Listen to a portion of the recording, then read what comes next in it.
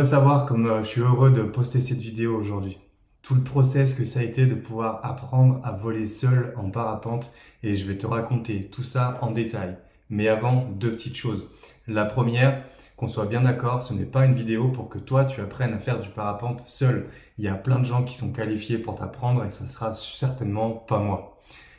Deuxième chose, tu as le droit de te demander aussi pourquoi est-ce que je poste ce genre de vidéo. Tu l'as peut-être remarqué, mais sur ma chaîne, il y a plusieurs playlists. Effectivement, je poste souvent du contenu autour de la méthode Wim Hof et autour de la respiration. Mais ce que j'aime en général aussi, c'est l'inconfort, c'est apprendre, réussir des nouvelles choses. Et je me pose à moi souvent des nouveaux challenges et des nouveaux défis. Tu peux voir dans cette playlist-là qu'il y a aussi mon tour du lac Léman à vélo en une journée, les fois où j'ai jeûné, où j'ai marché sur le feu, enfin bref. Tous les défis, les challenges que je me lance, j'aime bien vous les partager. C'est pas pour raconter ma vie, mais c'est justement pour évoquer avec vous tout ce qui peut être bénéfique à l'idée justement de se confronter à des choses inconfortables et surtout de voir tout ce qu'on peut en apprendre. Donc cette vidéo, elle va parler de parapente, mais c'est pas forcément une vidéo de parapente, d'accord? C'est une vidéo de mon processus d'évolution dans mon choix d'aller apprendre une nouvelle discipline, de te montrer comment je suis passé du stade à je sais pas du tout faire de parapente au stade où je suis capable de voler seul en toute sécurité. Ok? C'est parti? Allez, go! Je parle souvent d'élargir sa zone de confort et aujourd'hui, elle a fait un bond de géant. Ça fait des années et des années, littéralement, que je rêve de me mettre au parapente. Donc, pour que tu comprennes un petit peu l'histoire, il y a de ça 6 ans en arrière, j'ai passé 2 stages dans une école de parapente. Un stage initiation et un stage progression. 2 stages d'une semaine qui m'avaient déjà permis d'acquérir certaines bases. Mais c'était vraiment de la base et en sortant de ces stages, je me sentais vraiment pas apte à voler tout seul. Même si j'avais déjà fait des vols solo avec l'école, j'étais encadré par 2 personnes à la radio et après ça, je me sentais vraiment pas en confiance pour aller voler seul. Non pas dans mes capacités à piloter un parapente, mais surtout dans mes capacités à lire les informations aérologiques et lire les informations du terrain autour de moi. Et puis du coup, je m'y suis pas mis directement, les années ont passé, il y a eu le Covid, moi j'ai changé tout un tas de choses, et enfin bref, ça n'a jamais été pour moi le bon moment pour m'y mettre jusqu'à cette année. J'avais toujours ça dans un coin de la tête et je voulais toujours vraiment m'y mettre. Et cette année, tout s'est aligné. Toutes les planètes sont alignées pour que je puisse enfin y aller. Tout début 2024, je me suis fixé l'objectif d'être autonome en parapente avant la fin du printemps. Donc pour moi, les différentes étapes, le process, c'était déjà commencé par l'achat de matériel. Travailler la théorie sur le maniement d'un parapente et aussi la théorie sur l'aérologie, la météo et la lecture d'un terrain. Ensuite, c'était pratiquer du gonflage, donc on reviendra sur ce que c'est précisément, pour enfin être capable de voler seul. Ok, donc il a bien fallu que je commence par acheter un petit peu de matériel. Et quand tu connais absolument rien et que tu t'intéresses à ça, eh ben, tu te retrouves assez vite perdu. Déjà, ça en soi, c'est une forme d'inconfort, se sentir vraiment incompétent dans le choix d'un matériel. Surtout que ça paraît vraiment important. Tu vas acheter une toile en plastique avec laquelle tu vas te jeter d'une falaise. Donc, autant te dire que la pression et les attentes pour faire le bon choix de matériel, c'était quand même quelque chose. Et dans tout ce process-là, je me suis fait accompagner d'un ami qui est un excellent pilote de parapente et qui m'a aidé énormément à travailler la technique au sol et la technique en plein vol. Donc, big up à lui. S'il me regarde, je lui fais un gros bisou. Donc, se procurer du matériel. Qu'est-ce qui est nécessaire pour faire du parapente? Évidemment, il te faut une voile. Il te faut une sellette. La sellette, c'est la chose dans laquelle on va s'harnacher et qui va être attachée à la voile pour pouvoir tenir en l'air. Il faut aussi un parachute de secours parce que c'est important. Il faut que tu aies un casque, il faut que tu aies une radio, il faut que tu aies une licence et une assurance. J'y connaissais absolument rien à rien, donc j'ai commencé à scroller pendant des heures sur le Bon Coin à la recherche de la bonne affaire. Je me suis fait conseiller aussi pour un choix de marque, un choix de modèle et surtout j'ai dû comprendre un petit peu le langage particulier au parapente pour pouvoir savoir si un modèle de voile me correspond ou pas. Je te le fais très rapidement, mais en gros, tu choisis ta voile en fonction de ton niveau de pilotage, de ce que tu souhaites en faire et surtout de ton poids. Okay. Donc moi, j'ai dû chercher une voile pour un poids, on va dire, relativement lourd, mais surtout ce qu'il me fallait, c'était une voile de débutant qui me permette de me mettre assez rapidement en sécurité. Donc un petit peu de recherche et j'ai trouvé une voile plutôt pas mal qui me permettra de commencer justement en sécurité, mais qui soit pas trop cher non plus, parce que vu que je vais pratiquer beaucoup de gonflage avec, j'ai pas envie de la ruiner en 6 mois. Et surtout, je me dis que c'est une voile que je vais tenter de garder 1 à 2 saisons et qu'après ça, avec l'évolution de mon pilotage, j'aurais peut-être envie de passer à autre chose. Donc j'avais pas intérêt forcément d'acheter une voile neuve ou une voile très chère. Et par la suite, comme ça, j'ai pu me trouver une sellette, un parachute de secours, une radio et tout ce qu'il faut. Donc après ça, on avait tout bon pour commencer à faire du gonflage. Alors qu'est-ce que ça veut dire faire du gonflage? C'est faire des exercices au sol avec ta voile de parapente. Ça consiste à essayer de la lever au-dessus de ta tête, de la maintenir déjà au-dessus de ta tête. Ça peut paraître pas grand-chose vu d'extérieur. On dirait des adultes qui font du cerf-volant. En gros, ça ressemble à ça plus ou moins. Mais c'est vachement important parce que bien maîtriser sa voile au sol, ça permet de se mettre en sécurité pour un décollage.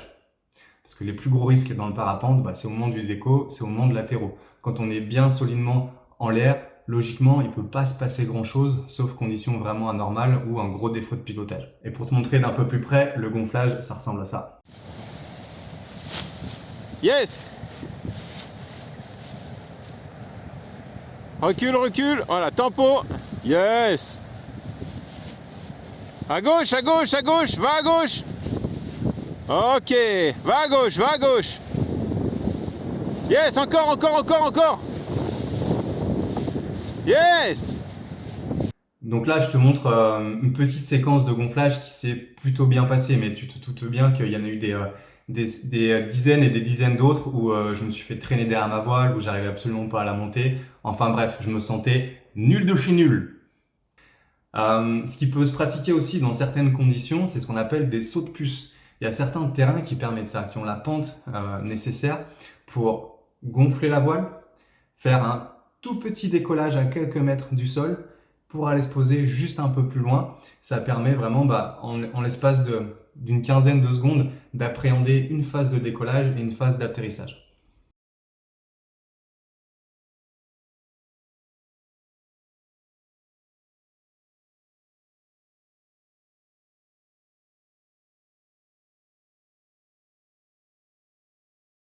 Donc déjà, à ce moment-là, moi, je suis vraiment heureux. Je suis vraiment content parce que je vois que ça commence à venir, je commence à comprendre un petit peu les sensations. Je me sens de plus en plus prêt à y aller. Mais j'ai un peu peur en même temps. Pour me rassurer et consolider un petit peu mes connaissances, j'ai aussi bossé énormément la théorie. La théorie justement sur tout ce qui est maniement d'un parapente, toute l'influence des commandes, comprendre sur un plan théorique ce qui se passe au niveau des conditions météorologiques, faire la différence entre du vent, entre des ascendances thermiques, comprendre des notions qui pour moi étaient totalement étrangères. Il y a pas mal de fois, je suis allé me balader justement près d'un déco ou d'un atterro de parapente pour essayer de m'imprégner un petit peu du milieu, de l'ambiance. Et quand j'entends des gens parler, moi je me sentais totalement largué. J'avais l'impression qu'ils me parlaient chinois littéralement. Donc ça met un petit complexe d'infériorité aussi en même temps et un petit coup à l'ego de se dire bon, ok, t'as encore du boulot mon gars. Donc je bosse les bouquins, je bosse tout ça. Je me fais aussi pas mal de vidéos sur YouTube. Aujourd'hui, on a de la chance d'avoir pas mal de contenu, des vidéos qui sont très pédagogiques. Donc déjà, merci à eux de mettre ce contenu-là parce que ça permet à des gars comme moi de consolider des apprentissages et des fois aussi mettre des mots, mettre une meilleure compréhension sur ce qui s'est passé au sol lors de phases de gonflage. Là, je me sens prêt. J'ai cette énergie en moi, j'ai trop envie d'y aller, je suis excité comme un gamin de 5 ans. Et la météo est pourrave pendant des jours, et des jours, et des jours. Et moi, j'en peux plus. Plusieurs fois, on pense que c'est bon, on monte au déco, et c'est pas bon. Donc, sur le coup, j'étais vraiment frustré. Et c'est vrai que c'était une partie de l'apprentissage aussi, malgré tout. C'est savoir renoncer quand c'est nécessaire. Et je pense que c'est aussi apprendre à se mettre en sécurité quelque part. Peut-être, hein. Ou en tout cas, j'essayais de me rassurer en me disant ça aussi, hein, je sais pas. Donc je prends mon mal en patience jusqu'à un jour où tout est aligné pour pouvoir aller enfin voler. Donc l'idée c'est que moi je vole et que mon ami me suive lui avec son parapente et me suive à la radio pour pouvoir me donner des indications, pour pouvoir me mettre en sécurité et aussi apprendre certaines choses. Donc là, je t'avoue que j'en ai quand même pas large. J'avais déjà volé, mais c'était 6 ans en arrière. Et pour moi, c'était plus que des souvenirs, vraiment. Là, je me retrouve avec mon matériel, tout bien harnaché sur moi, tout comme il faut, face à la pente, et il faut y aller. Donc là, j'ai dû quand même aller chercher des ressources, et justement des ressources dans d'autres choses que j'ai appris autour, d'autres formes d'inconfort que j'ai vécues qui m'ont permis d'avoir cette capacité à justement garder du calme, garder du centrage. Donc clairement, j'étais à la fois excité, mais à la fois aussi vraiment stressé. Et ce que j'ai pu faire, c'est prendre quelques secondes pour mettre en place mes outils justement de respiration pour revenir à moi, visualiser les choses comme je voulais qu'elles se passent. Ce que je te propose de faire, c'est de regarder mon tout premier vol que j'ai pu faire là cette année. Donc tu verras pas moi en train de piloter parce que la caméra elle était ailleurs, mais tu vas pouvoir voir décollage et atterrissage. Tempo, et on y va. Joli, super. Allez, à gauche, à gauche, à gauche. Impeccable, très jolie déco. Garde les mains haut et freine.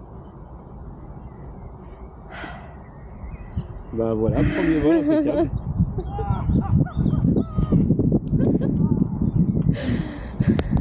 À la fin de ce vol-là, quand j'atterris, je suis mais vraiment comme un ouf.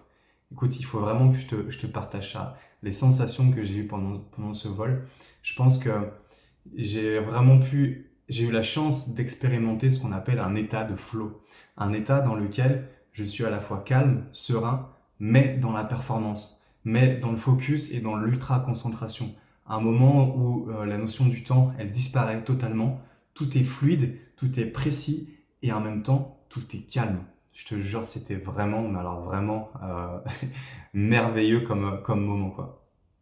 Donc là, l'ego et le moral sont reboostés à mort. J'ai volé tout seul, je me suis pas trop mal débrouillé pour décoller et pour atterrir. Donc là, je me sens mais invincible. Le lendemain ou 2 jours après, on va sur un autre site de vol sur lequel j'avais absolument jamais volé. Ce qu'on va voir là tout de suite après, c'est comment est-ce qu'on peut aussi apprendre par l'échec. Donc ce genre de petit échec qui met des gros coups à l'ego, mais qui met un gros boost dans l'apprentissage. Je t'explique ça très rapidement. En gros, je suis parti de ce site, j'ai dû aller repérer ma zone d'atterrissage pour me diriger dessus. Mais je m'étais pas encore rendu compte que j'avais pas la bonne notion des hauteurs sur ce qu'on appelle la branche vent arrière. Donc en gros, quand on approche le terrain dans le sens inverse auquel on va venir se poser.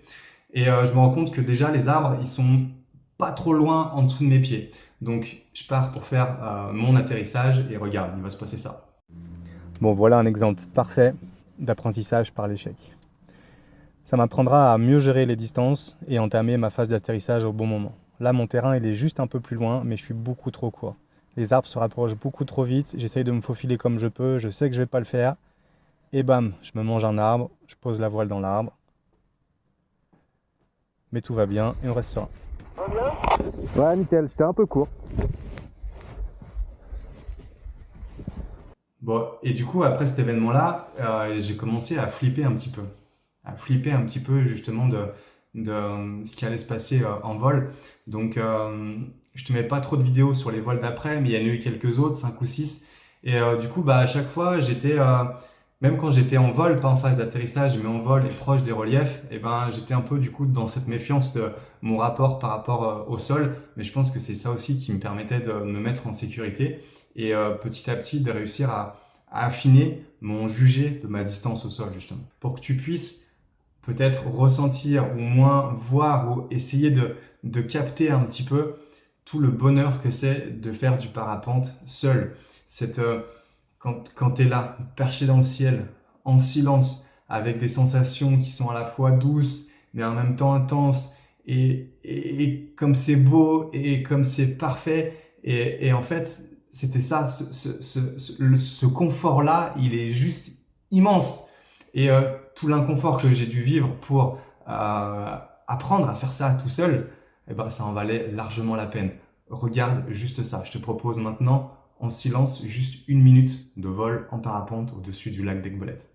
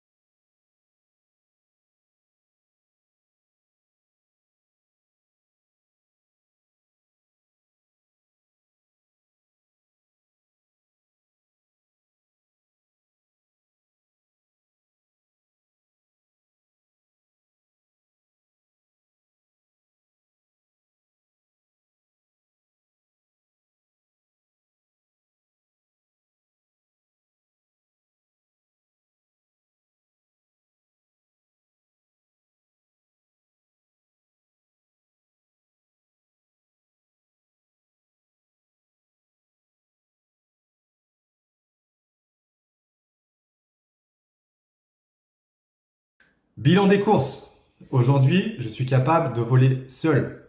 Alors, toute petite nuance, va falloir que je sois aussi capable de voler seul, sans personne du tout à la radio, que je prenne ma décision d'y aller vraiment tout seul. Là, ce que je t'ai montré, c'est toujours des vols où il y avait quelqu'un d'autre qui volait avec moi et qui pouvait intervenir à la radio si besoin. Dans le process d'apprentissage, on est parti d'un guidage complet à la radio à juste un élément de sécurité. Mais en tout cas, les inconforts que j'ai vécus, la sensation d'être nul et de rien y connaître, ça fait quelque chose quand même, hein. Des fois, je pense que ça peut être un frein pour beaucoup de personnes à se mettre à quelque chose parce que justement, on a l'impression d'être vraiment nul. Et même si c'est peut-être un petit peu le cas aussi, hein, ça demande aussi une espèce d'humilité à se dire, ok, je suis au niveau 0, apprenez-moi. Et quand tu parles avec des gens et que tu comprends pas leur langage, quand il faut que tu t'intéresses au matériel mais que tu connais rien, et voilà. Donc tout ce travail d'apprentissage, ça m'a permis de dépasser un petit peu ça. Et aujourd'hui, ben, je me sens plus nul. On va dire, je suis au niveau, on va dire 1. Mais des niveaux, il y en a peut-être 850. Mais voilà, au moins, j'ai ce premier petit truc qui me permet déjà de me faire énormément plaisir en volant. Un autre inconfort, c'est évidemment la peur. La peur de se lancer, hein. Toujours la même chose, j'en ai déjà parlé, mais ça reste un sport, ça reste une activité qui demande une certaine gymnastique mentale pour être acceptée au départ. Parce que humainement, c'est pas du tout rationnel de se dire tiens, je vais m'accrocher un truc dans le dos et je vais aller dans les airs. Non, mon cerveau a envie de me dire tu es un humain, tu n'es pas un oiseau, tu es fait pour marcher sur le sol. Donc arrête tes délires et arrête de faire le con et va faire de la rando plutôt. Donc voilà, dépasser ça avec des petits outils de respiration, de focus et c'est passé nickel. Et comme je te l'ai déjà dit, ça m'a permis aussi de transposer d'autres apprentissages. De comprendre qu'en fait, je partais pas de zéro, même si j'avais jamais fait de parapente, j'avais déjà eu d'autres expériences. Et donc, ce que j'ai envie de te dire aussi, c'est que si tu as envie de te mettre à quelque chose, et ben avec tout ce que tu connais déjà dans tous les autres domaines, il y a forcément des trucs qui vont te servir pour ça en particulier. Donc, c'est pour ça que je trouve ça intéressant de toujours vouloir apprendre des choses, de toujours vouloir se développer sur un plan physique, intellectuel, moral, spirituel, enfin bref, tu m'as compris quoi. Donc ça, c'était les petites doses d'inconfort. On va parler du confort que j'ai gagné maintenant. Évidemment, j'ai gagné une nouvelle compétence. Même si elle est encore faible, c'est une nouvelle compétence. J'ai gagné, je pense, vraiment une nouvelle passion. Ça faisait des années que j'attendais ça. J'ai vraiment pas été déçu. Et plus j'en fais, plus j'ai envie d'en faire.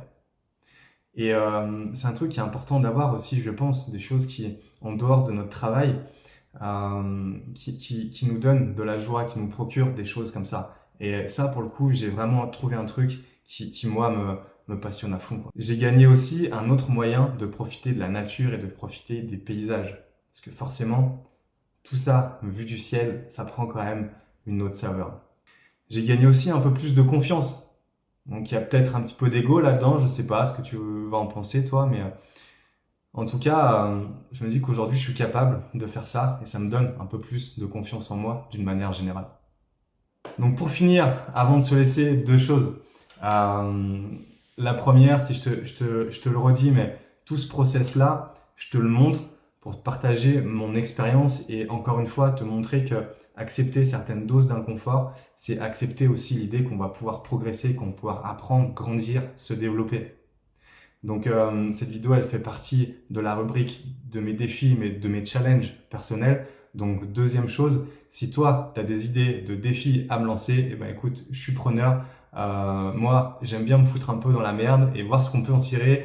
Donc si tu as des idées, vas-y, balance-les en commentaire. Si tu n'es pas encore abonné, bah, évidemment, fais-le mon ami, s'il te plaît. Quoi d'autre?